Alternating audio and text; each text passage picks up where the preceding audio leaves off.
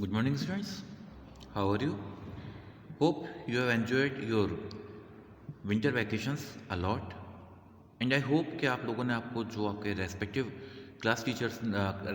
Subject teachers ने जो आपको होमवर्क दिया था वो कंप्लीट कर लिया होगा और आप आज से उसको सबमिट कराना शुरू कर देंगे। तो शुरू करते हैं हम आज की क्लास। आज शुरू करेंगे हम पॉलिटिकल साइंस का सेक्शन एसएसटी के अंदर और इसका चैप्टर नंबर 1 लेंगे हम, what is democracy, why democracy. तो democracy the most advanced form of rule is the key concept of this as well as coming chapters of this book. ज़्यादा कोई खास चीज़ इसमें इन्होंने बताया है कि डेमोक्रेसी बहुत इंपॉर्टेंट चीज़ है और इसके बारे में हम न सिर्फ इस चैप्टर में बल्कि बाकी के चैप्टर्स में भी पढ़ेंगे। तो शुरू करते हैं हम आज की क्लास। What is democracy. सबसे पहले जब हमने चैप्टर का नाम पढ़ा तो हमारे दिमाग में सवाल आना चाहिए, व्हाट इज़ डेमोक्रेसी, होता क्या है डेमोक्रेसी, जिसके बारे में जिसको हमारे को बताया जा रहा है कि बहुत इंपॉर्टेंट है और हमारे को उसको पढ़ना चाहिए। तो देखते हैं होता क्या है ये। Definition: a form of government which have following features is called democracy.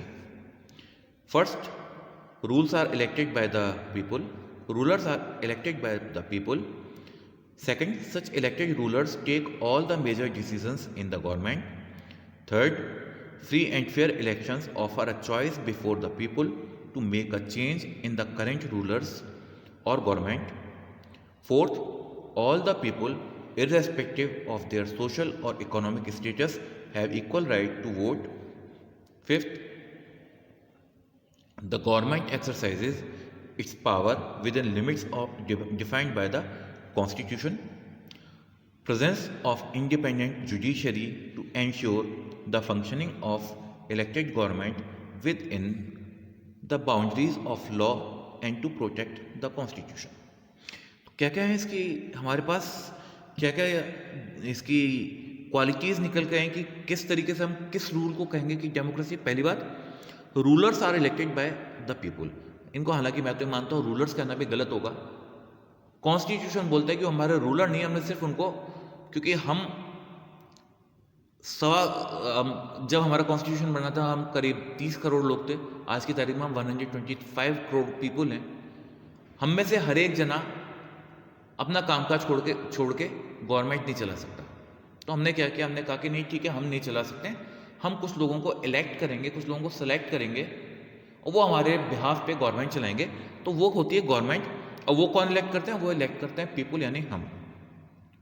फिर सेकंड क्या है, किस तरह के इलेक्टेड रूलर्स जो हैं वो गवर्नमेंट के सारे मेजर डिसीजंस लेते हैं। सारे डिसीजंस फिर किस तरीके से हमारे देश को चलाना है, किस तरीके से हमारी इकोनॉमी को चलाना है, या जैसे अगर अभी हम बात करें, रिसेंट बर्निंग टॉपिक चल रहा है हमारा कोरोना, उसका वैक्सीन भी आ गया है। तो किस तरीके से उस वैक्सीन को लगाने का प्रोसीजर क्या होगा, किन लोगों को पहले लगेगा, किन लोगों को बाद में लगेगा, ये सारी चीज़ें का डिसीजन लेने का राइट हमने किसको दे दिया, हमने उन इलेक्टेड लोगों को दे दिया जिनको कि हमने इलेक्ट किया था।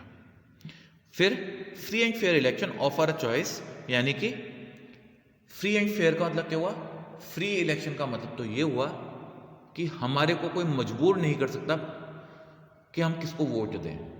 और वैसे एक्चुअल में मैं आपको एक बात बताऊं कि ज़्यादातर जगहों पे, ज़्यादातर जगह तो नहीं, कई जगहों पे सिर्फ थ्योरी के अंदर है। जैसे कई हमारे देश के इलाके हैं, वहाँ पे उस एरिया में जिसका जोर चलता है उसके फेवर में वोट पड़ जाते हैं। एनीवे, हम उस डिटेल में नहीं जाएंगे। तो फ्री इलेक्शन का मतलब तो हुआ ये। फेयर इलेक्शन का मतलब ये होगा कि इलेक्शन के अंदर कोई भी किसी तरह की बेईमानी नहीं की जाएगी। यानी कि अगर मान लीजिए मैं अगर मान लीजिए किसी पार्टी ए को वोट देना चाह रहा हूं तो मैं पार्टी ए को ही वोट दे पाऊं, मेरा वोट पार्टी बी को ना चला जाए। ये हुआ फेयर इलेक्शन। और जिसके जरिए होता क्या होता है हमारे को हासिल, इसके जरिए हमारे को यह हासिल होता है कि हम चाहें तो हमारे गवर्नमेंट चेंज कर सकते हैं। हमें लगा कि नहीं साहब, ये जो हमने लास्ट इलेक्शन में जिस गवर्नमेंट को इलेक्ट करके पावर दी थी कि आप हमारा देश चलाइए, उसने हमारे लिए अच्छा काम नहीं किया, हम इसको दोबारा नहीं चाहते, हम उसको वोट देकर पावर से बाहर कर सकते हैं, उसको गवर्नमेंट से हटा सकते हैं। तो ये चांस कौन देता है, हमें देता है फ्री एंड फेयर इलेक्शन। और ये भी वो यानी डेमोक्रेसी का एक फीचर। फिर सारे के सारे लोग उनका सोशल और इकोनॉमिक स्टेटस के बिना उन हर एक को राइट होता है वोट देने का। हमारे यहाँ इसको वैसे बोलते हैं यूनिवर्सल फ्रेंचाइज। हमारे यहाँ 18 साल की उम्र का या उससे 18 या 18 ईयर्स या उससे अपर एज का जो हो चुका है, हर उस जने को वोट देने का राइट है, चाहे वो सोशल स्टेटस से मतलब चाहे वो किसी भी कास्ट का होता हो, चाहे वो अपर मिडिल क्लास का हो, चाहे बहुत अमीर हो, चाहे वो गरीब रिक्शा चलाने वाला भी क्यों ना हो। लेकिन अगर वो 18 साल का है और वोटर आई कार्ड बना हुआ है, उसका किसी वोटिंग लिस्ट में नाम है, तो वो वोट देने का राइट रखता है। उसको आप मना नहीं कर सकते कि भाई आपकी इनकम कम है या आपकी इनकम बहुत ज़्यादा है या आप इस क्लास से आते हैं, आप इस तबके से आते हैं, आप इस कास्ट से आते हैं, आप वोट नहीं दे सकते, आप नहीं मना कर सकते। यानी ये हुआ, इसका मतलब हुआ कि इनकी इर्रेस्पेक्टिव ऑफ देयर सोशल और इकोनॉमिक स्टेटस। फिर आता है हमारा द गवर्नमेंट एक्सरसाइजेज। हमने जिन लोगों को डिसीजन लेने की पावर दी थी, ऐसा नहीं है कि उनकी पावर अनलिमिटेड है कि उनकी जो मर्जी है उन्होंने डिसीजन ले लिया। हमारे देश का या हर डेमोक्रेटिक कंट्री का एक कॉन्स्टिट्यूशन होता है और गवर्नमेंट, कोई भी गवर्नमेंट सिर्फ उस कॉन्स्टिट्यूशन में उसको कहा गया है, जितना उसको राइट दिए गए कि आप इन बारे में यहाँ तक आप डिसीजन ले सकते हो, सिर्फ उतने डिसीजन ले सकते हैं।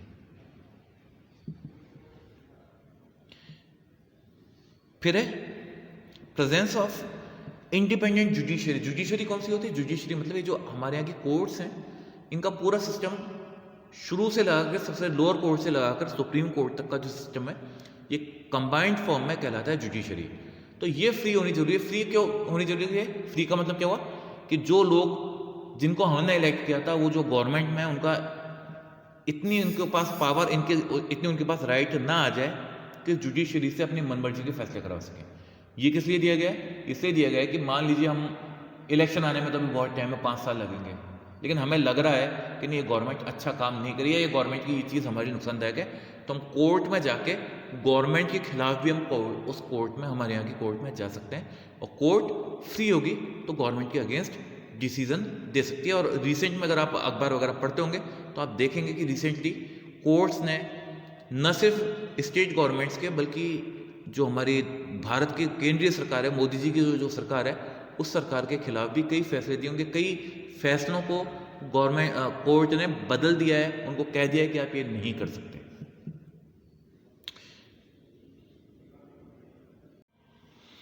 Analysis of the definition. You may argue why democracy has such a lengthy definition. Can we not express it in few words like democracy is a form of government in which the rulers are elected by the people? No, not at all. It is because absence of any one of the above given features means defective democracy. Let us examine the need and validity of each of the feature of the democracy. Rulers are first है, क्या हुआ ये इसमें इन्होंने हमको कहा कि हम कह सकते हैं कि हमने डेमोक्रेसी की इतनी लेंथी डेफिनेशन क्यों दी कि सर को उसको एक्सप्लेन करने में 7 मिनट लग गए। क्या हम छोटी सी एक डेफिनेशन से, 1 लाइन की डेफिनेशन से काम नहीं चला सकते थे कि डेमोक्रेसी गवर्नमेंट की एक ऐसी फॉर्म है जिसके अंदर रूलर्स को पब्लिक इलेक्ट करती है? ऐसा पॉसिबल नहीं है, क्योंकि जितने भी फीचर्स अभी हमने जो 6 फीचर्स पढ़े हैं डेमोक्रेसी के, इनमें से अगर कोई भी एक फीचर अवेलेबल एक लोगों के पास मौजूद नहीं है तो विच मीन्स वो डेमोक्रेसी सही डेमोक्रेसी नहीं है, वो डिफेक्टिव डेमोक्रेसी, उसमें कमियां हैं। तो अब एक एक करके हम एक एक फीचर का एनालिसिस करना शुरू करते हैं। Democracy is the rule of the people of the country. In this system all the adult people, man and women of 18+ years elect representatives of their defined area to participate in the system of government. Hence, the candidates which are holding different responsibilities in the government are in fact the embodied forms of people of the country. If people have no role in electing these government authorities, how can you say it a democratic government or a government of the people or a rule of the people? Hence, election is the first and the foremost feature of the democracy. A government formed without the participation of all the adult people of the country in the process of electing their rulers can never be termed a democratic government. हमारे देश के अंदर adult man and women जितने भी हैं, adult से मतलब vote देने के लिए हमारे पास मिनिमम एज मानी गई है, आप 18 ईयर्स के होने चाहिए। आप 18 ईयर्स के हैं, आप इंडिया के नागरिक हैं, सिटीजन है, आपके पास वैलिड वोटर आई कार्ड है, आपका एक वोटिंग लिस्ट में नाम है, तो आप वोट दे सकते हैं, कोई आपको रोक नहीं सकता। इसका मतलब क्या हुआ कि हम लोगों ने, यानी पब्लिक ने, जो एडल्ट लोग थे उन लोगों ने एक लोग कुछ एक अपने अपने अपने एरिया के अंदर से एक रिप्रेजेंटेटिव चुना कि हमारे एरिया को, यानी उस एरिया में रहने वाले लोगों को ये पर्सन रिप्रेजेंट करेगा, ये पर्सन हमारी आवाज़ वहाँ पे रखेगा, ये पर्सन एक तरीके से, ये पर्सन नहीं, ये इसकी जगह ये हम लोग हैं, हम लोग में से एक हम पर्सन को, वो कोई मैन भी हो सकता है, कोई वीमेन भी हो सकती है, तो उसको हमने इलेक्ट करके भेज दिया। अब ऐसे इलेक्टेड लोगों से बनती है गवर्नमेंट, और गवर्नमेंट में इन इलेक्टेड पीपल को मिलती हैं अलग अलग रेस्पॉन्सिबिलिटीज़, जिनको बोलते हैं मिनिस्ट्रीज। तो इस तरीके से हम एक तरीके से इनडायरेक्टली वो मिनिस्ट्री चला रहे होते हैं। अब अगर हमारे को हर एक जना वोट नहीं दे पाएगा, हर एक सिटीजन इंडिया का वोट नहीं दे पाएगा, तो नेचुरल बात है हम उसको डेमोक्रेसी नहीं कह सकते। Second, elected rulers take all the major decisions in the government. This is the second most important feature of the true democracy. If the representatives elected by the government really play a role in making decisions and policies of the government, the rule is democratic, otherwise not. Now you may ask if there have been such democracies in which elected representatives have no role in making major decisions. The answer is yes. For example, Pakistan went through such a fake democracy under the rule of General Pervez Musharraf. Pakistan had a democratic government on stamp only, and the major decisions and policies were formed by the General Pervez Musharraf and his army officials. More or less, Pakistan is still experiencing the same type of democracy in which public representatives are puppets in the hands of the army and allied agencies. Now think, how can you call such government a government of the people in which opinions of people's representatives have no value or role in deciding future of the country? अब second feature आया था हमारा, वो था elected ruler जो होते हैं वो मेजर डिसीजंस लेते हैं। ये अगर किसी भी देश के लोगों ने जिनको रिप्रेजेंटेटिव चुना हो, क्यों चुना? क्योंकि उन्होंने ये माना था कि हम उनको, उन रिप्रेजेंटेटिव्स पे यकीन था कि हमारे को ढंग से रिप्रेजेंट कर पाएंगे। लेकिन अगर वो कोई डिसीजन मेकिंग में अगर वो रिप्रेजेंटेटिव कोई रोल ही नहीं प्ले कर पा रहे, तो नेचुरल बात है कि वो डेमोक्रेसी कैसे रही। तो अब इस पर हमारा सवाल उठता है कि क्या कई ऐसी डेमोक्रेसीज हैं जहाँ पे इलेक्टेड जो रिप्रेजेंटेटिव्स हैं उनको कोई मेजर डिसीजन मेकिंग में रोल नहीं मिलता हो? तो आंसर है यस। एग्जाम्पल पाकिस्तान हमारा। पाकिस्तान में पहले परवेज़ मुशर्रफ जी के ज़माने के अंदर और आज के ज़माने में मियाँ इमरान खान के टाइम के अंदर जो वहाँ के इलेक्टेड लोग हैं उनका गवर्नमेंट में कुछ नहीं चलता है। परवेज़ मुशर्रफ जी के टाइम में परवेज़ मुशर्रफ जी और उनके जो आर्मी के ऑफिशियल्स थे वो डिसीजन लिया करते थे। इलेक्टेड लोग थे, वहाँ की जो नेशनल असेंबली कहलाती है, पार्लियामेंट जैसे हमारे यहाँ है वैसे वहाँ पे नेशनल असेंबली है, वहाँ पे लोग रिप्रेजेंटेटिव मौजूद थे, लेकिन उनको डिसीजन लेने की ताकत नहीं थी। वो सिर्फ स्टाम्प भरते कि जो परवेज़ मुशर्रफ जी और उनके जो आर्मी ऑफिशियल्स जो डिसीजन ले लेते थे वो सिर्फ उनको ओके कर दिया करते थे कि ठीक है हम इनको मानते हैं। सेम चीज़ आज की तारीख में थोड़ा और ज़्यादा बुरा हो गया है। आज की तारीख में पाकिस्तान की आर्मी के हाथ में भी नहीं है। आज की तारीख में जो चाइना है वो इमरान खान साहब को या वहाँ के जो गवर्नमेंट को बोलता है वो होता है। अभी रिसेंटली मैंने कहीं पढ़ा था कि वहाँ के चाइना के कुछ एक मजदूर वहाँ पे काम कर रहे हैं कई वेरियस प्रोजेक्ट्स के अंदर पाकिस्तान के, तो उन मजदूरों ने पाकिस्तान के सोल्जर्स को पकड़ के पीटा और सोल्जर्स को बेचारों को चुपचाप पिटना पड़ा क्योंकि वो चाइनीज़ थे। तो ये इस तरह की डेमोक्रेसी को हम ट्रू डेमोक्रेसी नहीं कह सकते हैं।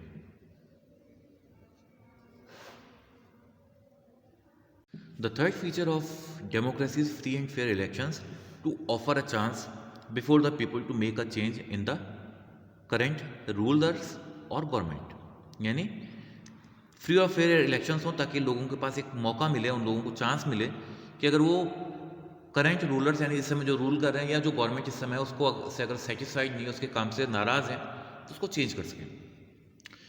Imagine a government which is formed by the people but always the same. What does it signify? It means end of the election.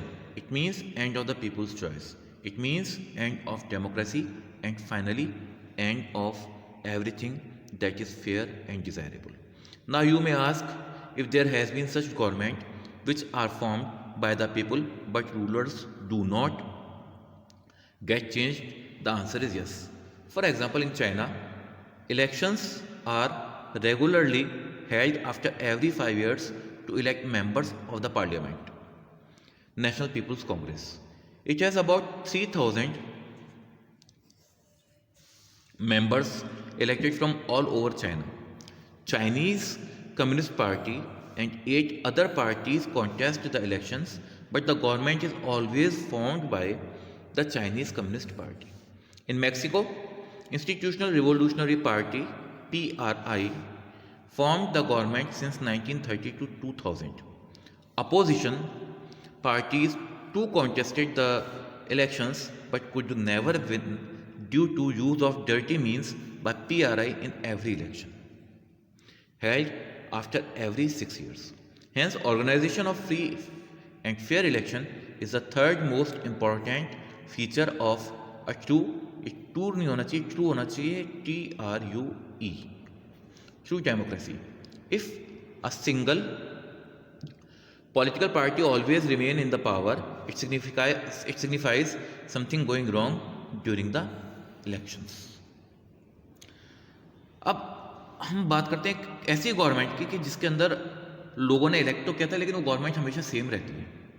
तो इसका मतलब क्या हुआ? इसका मतलब ये हुआ कि हर इलेक्शन के बाद लोग सेम गवर्नमेंट चुन रहे हैं, और इसका मतलब ये हुआ कि फ्री इलेक्शन नहीं हो रहे हैं. इसका मतलब लोग चॉइस अपने लीडर को चूज नहीं कर पा रहे हैं. इसका मतलब ये हुआ कि डेमोक्रेसी खत्म हो गई. और इसका मतलब क्या हुआ अल्टीमेटली कि वो हर चीज़ जो फेयर मानी जाती है वो खत्म. अब सवाल उठता है कि क्या दुनिया में ऐसे कोई देश भी हैं जहां पर डेमोक्रेसी, इस तरह की डेमोक्रेसी देखने को मिले? तो जवाब है कि हाँ. एग्जाम्पल, चाइना के अंदर इलेक्शन हर 5 साल में होते हैं और उसके थ्रू नेशनल पीपुल्स कांग्रेस जो वहाँ की पार्लियामेंट है उसके मेंबर्स चुने जाते हैं. और ये करीब 3,000 मेंबर्स हैं और ये पूरे चाइना से चुने जाते हैं. चाइनीज़ कम्युनिस्ट पार्टी और दूसरी 8 पार्टीज हर बार इलेक्शन में कॉन्टेस्ट करती हैं, लेकिन इलेक्शन जीतती हर बार चाइनीज़ कम्युनिस्ट पार्टी. अभी आप सोचेंगे कि वो जीतती क्यों है? क्योंकि वहाँ पे बाकी जितने भी कैंडिडेट खड़े किए जाते हैं वहाँ पे वोट देने वाले हर आदमी को पता होता है कि इनमें से जो चाइनीज़ कम्युनिस्ट पार्टी का कैंडिडेट है हमें सिर्फ उसी को वोट देना है, उसके अलावा हमें किसी और को वोट नहीं देना है. वो बाकी की जो 8 पार्टीज़ हैं वो भी सिर्फ इसलिए खड़ा करती हैं अपने कैंडिडेट्स को कि दुनिया को चाइना ये कह सके कि हमारे यहाँ डेमोक्रेसी है. अदरवाइज लोगों को पहले से पता होता है कि ये कैंडिडेट खड़ा हो रहा है और हमें इसको वोट देना है. इनफैक्ट नॉर्थ कोरिया एक कंट्री है, वहाँ पे तो और भी बुरे हाल है. नॉर्थ कोरिया पे किम जोंग उन करके एक हैं लीडर, पहले उनके फादर थे वहाँ के लीडर, फिर उनके पहले उनके दादा लीडर थे, और अब सुनने उनकी हेल्थ खराब चली है तो शायद उनकी बहन लीडर बन जाए. एनीवे, वहाँ पे होता क्या है, वहाँ पे हर बार इलेक्शन वहाँ भी होते हैं वहाँ पे, लेकिन हर बार सिर्फ और सिर्फ किम जोंग उन खड़े होते हैं. बाकी लोग बड़ी इज्जत के साथ बोल देते हैं कि जी किम जोंग उन इस देश के लिए इतना अच्छा काम कर रहे हैं कि हम इनके अगेंस्ट इलेक्शन कंटेस्ट ही नहीं करना चाहते. नतीजतन हर बार किम जोंग उन ही इलेक्ट कर लिए जाते हैं. सिमिलरली मैक्सिको के अंदर एक है इंस्टीट्यूशनल रिवोल्यूशनरी पार्टी जो कि जिसने 1930 से 2000 तक करीब 70 साल तक लगातार गवर्नमेंट बनाई. अपोजिशन पार्टीज इलेक्शन लड़ती थी लेकिन वो जीत नहीं पाती थी क्योंकि जो ये पार्टी थी PRI ये बहुत गंदे तरीके यूज़ करती थी. रिगिंग कर ली. रिगिंग का मतलब होता है कि आप पोलिंग बूथ पे पहुंचे और सारे के सारे वोट अपने आप को, अपनी पार्टी को दे दिए, अपने कैंडिडेट को दे दिए. ये रिगिंग कहलाती है. इस तरह की चीज़ें करती थी. भले ही वहाँ पे इलेक्शन हर 6 साल में होते रहते थे. इसका मतलब क्या हुआ कि फेयर इलेक्शन का होना किसी भी डेमोक्रेसी का थर्ड मोस्ट इम्पॉर्टेंट फीचर है. अब हमारे यहाँ का एग्जाम्पल देख लेते हैं इन सबके कॉन्ट्रास्ट के अंदर. जब तक लोगों को लगता रहा कि कांग्रेस पार्टी बहुत अच्छा काम कर रही है तब तक लोग कांग्रेस पार्टी को रूल को चांस देते रहे. बीच में लगा लोगों ने जनता पार्टी को इलेक्ट कर लिया. क्यों कर पाए? क्योंकि उनके पास फेयरली इलेक्ट करने का मौका था. इसलिए कर पाए। लोगों को लगा कि नहीं कांग्रेस पार्टी अच्छा काम नहीं कर रही है, लोगों ने जनता पार्टी करके एक पार्टी थी उसको इलेक्ट कर लिया। फिर लोगों को लगा कि नहीं जनता पार्टी अच्छा काम नहीं कर रही है, उन्होंने फिर कांग्रेस को ले लिया। इस तरीके से बीच में कई सारी गवर्नमेंट आई, फिर बीजेपी आई, फिर अभी आपने देखा होगा मनमोहन सिंह जी के टाइम में लगातार 10 साल तक कांग्रेस ने काम किया। क्यों? क्योंकि पहले टर्म के बाद पब्लिक को लगा कि कांग्रेस बहुत अच्छा काम कर रही है, तो पब्लिक ने कांग्रेस को इलेक्ट दोबारा कर दिया। दूसरे टर्म के बाद पब्लिक को लगा कि नहीं कांग्रेस ने दूसरे टर्म में उतना अच्छा काम नहीं किया, हमें तो कोई नई पार्टी की गवर्नमेंट चाहिए, तो लोगों ने मोदी जी को इलेक्ट कर लिया।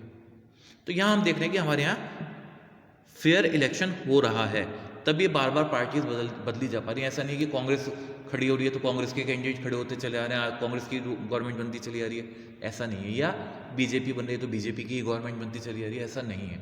चेंज हो रही है governments. The fourth feature is all the people have equal right to vote, one man one vote.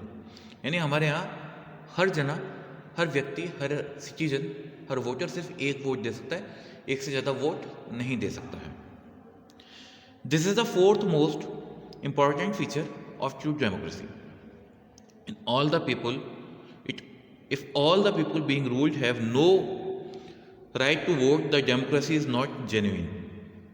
Every citizen of the country, poor or rich, weak or strong, common or specific, man or woman, must have equal right to vote. Any discrimination based on caste, creed, religion or gender in the event of expressing its desire to vote means deviation from true democracy. Now you may ask whether there were some countries having democracy but not equal right to vote for their all adult people. The answer is yes. For example, England is considered the birthplace of the modern democracy, but before 1928, इसको mark कर लीजिए, birth place वाले को question बन सकता है इसमें से, the women of England had no right to vote. Even the poor people below middle class could not vote before 1918. In Fiji, the vote of indigenous Fijians have more values than that of Indian Fijians. Hence, in true democracy, every citizen, man and woman, have equal right and value to vote. अब ये जो है fourth most important feature है democracy का. अगर सारे लोग जिनको मतलब जैसे हम लोग हैं, हमारे ऊपर एक गवर्नमेंट जो हमारे लिए रूल्स बना रही है, हमारे लिए डिसीजंस ले रही है, अगर हमारी से नहीं होगी, अगर हमारा कहना नहीं माना जाएगा उन लोगों को चुनने में, उनको इलेक्ट करने में, तो डेमोक्रेसी जेन्युइन नहीं है. यानी इसका मतलब क्या हो कि देश का हर एक सिटीजन जो है वो चाहे अमीर हो, चाहे गरीब हो, चाहे कमज़ोर हो, चाहे ताकतवर हो. कमज़ोर और ताकतवर यहाँ मतलब फिजिकल से नहीं है.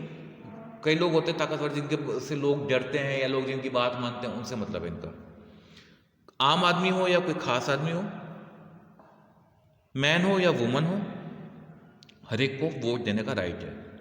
उनसे उनकी कास्ट यानी जाति, उनकी क्रीड, उनके रिलीजन या जेंडर के बेसिस पे या उनकी इनकम कितनी है उसके बेसिस पे उनसे भेदभाव नहीं किया जा सकता, उनसे डिस्क्रिमिनेशन नहीं किया जा सकता कि नहीं आप इस कम्युनिटी से आते हैं इसलिए आपको वोट नहीं देने दिया जाएगा. ऐसा नहीं किया जा सकता. अब आप पूछेंगे कि क्या कुछ ऐसे देश हैं या थे जहाँ पे डेमोक्रेसी तो है लेकिन लोगों के पास इक्वल राइट नहीं है वोट करने का? तो जवाब है हाँ. इंग्लैंड जिसे कि मॉडर्न डेमोक्रेसी की बर्थ प्लेस माना जाता है, वहाँ पर 1928 से पहले महिलाओं को वोट देने का राइट नहीं था. यहाँ तक कि गरीब लोग जो कि मिडिल क्लास से नीचे के थे उनको भी 1918 तक वोट देने का राइट नहीं था. यानी वो ट्रू डेमोक्रेसी नहीं थी. फिजी करके कंट्री है बहुत छोटा सा, वहाँ पे जो इंडिजिनस फिजियंस है, इंडिजिनस का मतलब जो वहीं के ओरिजिनल रहने वाले हैं. एक्चुअल में क्या था वहाँ पे, वो भी एक ब्रिटिश कॉलोनी थी, ब्रिटिश लोगों का वहाँ पे भी, अंग्रेजों का वहाँ पे भी कब्जा था. तो वहाँ पे ज़मीन जो शुगर केन होता है उसकी खेती के लिए बहुत अच्छी थी.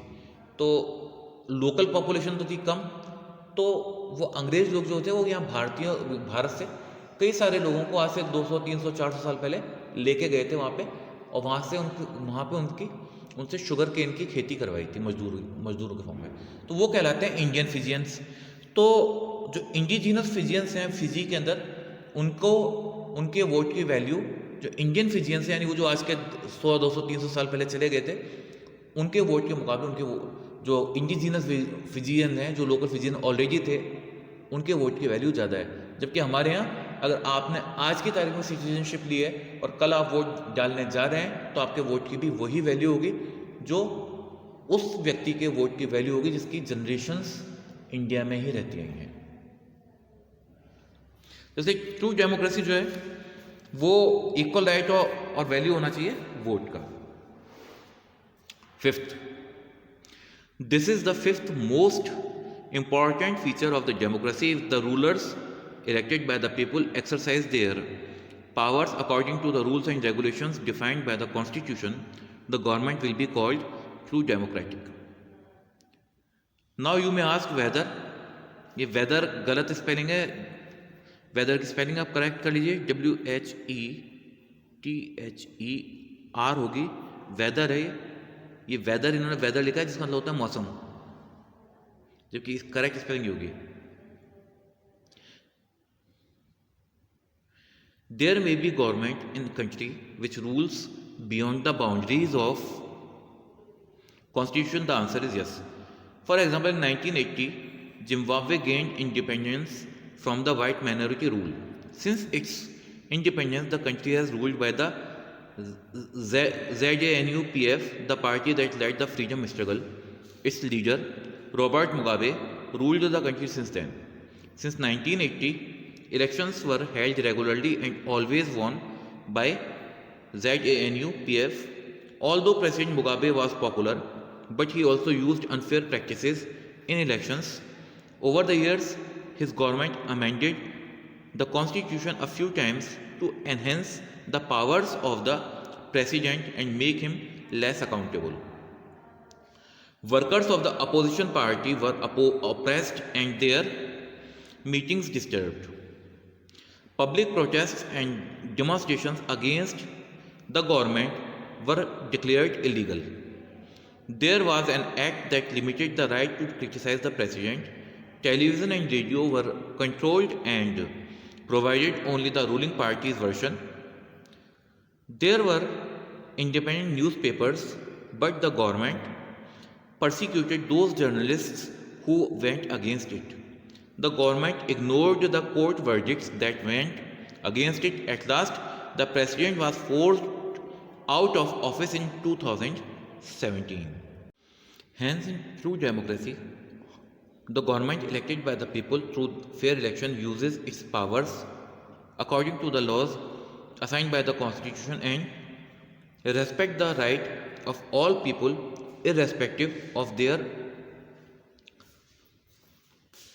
faith, social और political interests and group.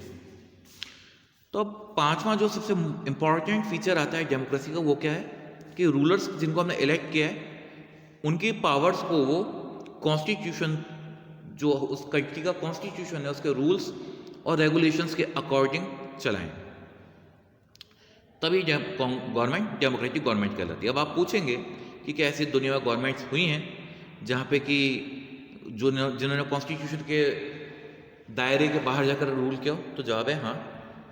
1980 के अंदर जिम्बाब्वे ने इंडिपेंडेंस हासिल की वाइट माइनॉरिटी रूल से, ज़्यादा पुरानी बात नहीं है। तब से लगाकर इस देश और के ऊपर रूल करती थी एक ZANU-PF करके पार्टी, वो पार्टी जिसने फ्रीडम स्ट्रगल की थी जैसे हमारे कांग्रेस ने की थी उस तरीके से। इसके लीडर थे रॉबर्ट मुगाबे। ये जब से 1980 में जिम्बाब्वे इंडिपेंडेंट हुआ तब से रूल कर रहे थे। 1980 के बाद इलेक्शंस रेगुलरली होते थे, लेकिन हर बार उनको ZANU-PF जीतती थी। हालांकि प्रेसिडेंट मुगाबे बहुत पॉपुलर थे, लेकिन उसके अलावा वो अनफेयर प्रैक्टिसेस भी यूज़ करते थे इलेक्शन के अंदर। साथ ही साथ इन्होंने क्या किया कि कॉन्स्टिट्यूशन के अंदर चेंजेस लेके आ गए कई बार, ताकि पावर्स बढ़ गई प्रेसिडेंट की और उसको अकाउंटेबल नहीं रहा। अकाउंटेबल मतलब उससे कोई ये नहीं पूछ सकता था कि आपने ऐसा काम किया तो क्यों किया। दैट इज़ कॉल्ड अकाउंटेबिलिटी, कि आपसे कोई पूछ सके कि आपने काम किया तो क्यों किया है। जैसे आप अगर हमारे घरों की बात करें तो अगर आपने मान लीजिए कुछ भी किया या नहीं किया तो आपके पेरेंट्स आपसे पूछते हैं कि भाई आपने काम किया या नहीं किया, क्यों नहीं किया या क्यों किया। तो अकाउंटेबिलिटी है।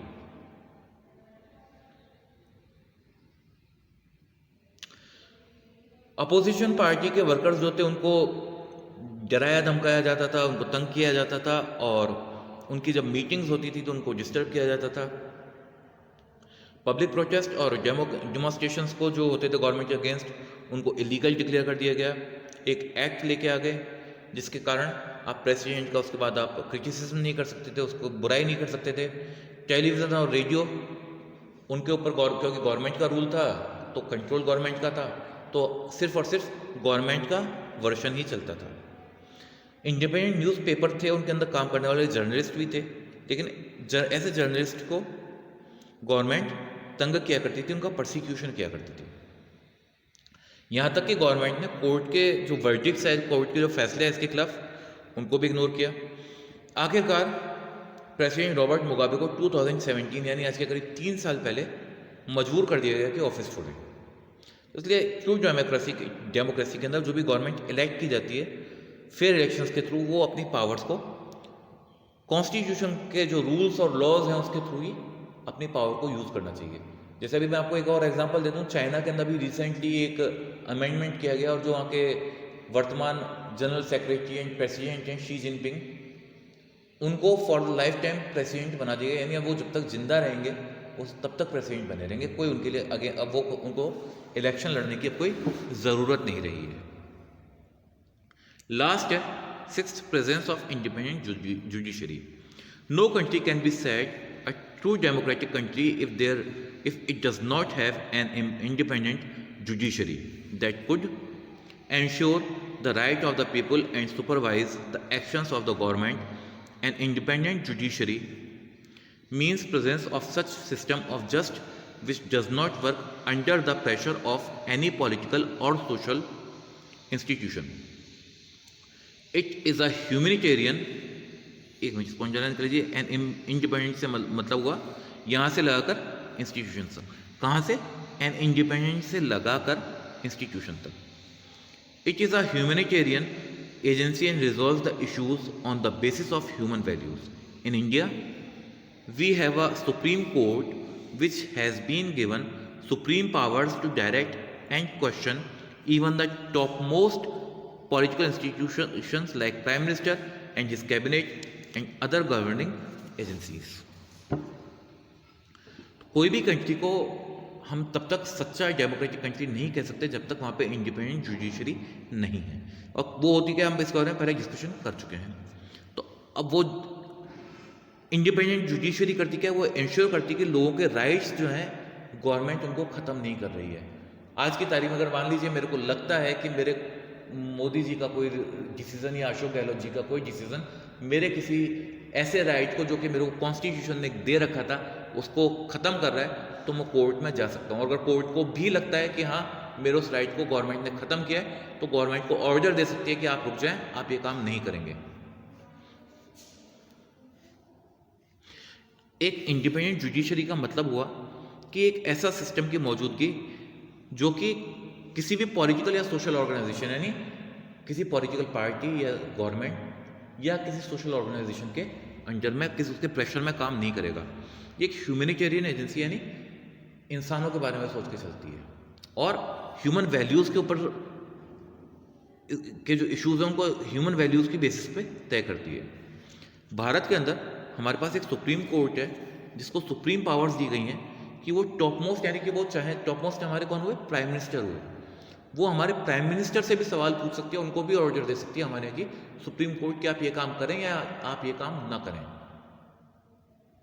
अब हालांकि उसके भी लोग दूसरे तरीके निकाल लेते हैं. अगर पार्लियामेंट में हमने कुछ चीज़ पास करवा ली बिल के तौर पे तो सुप्रीम कोर्ट उसमें भी कुछ नहीं कर पाती, उसके भी तरीके हैं, लेकिन उसके बारे में पढ़ेंगे हम नेक्स्ट चैप्टर के अंदर.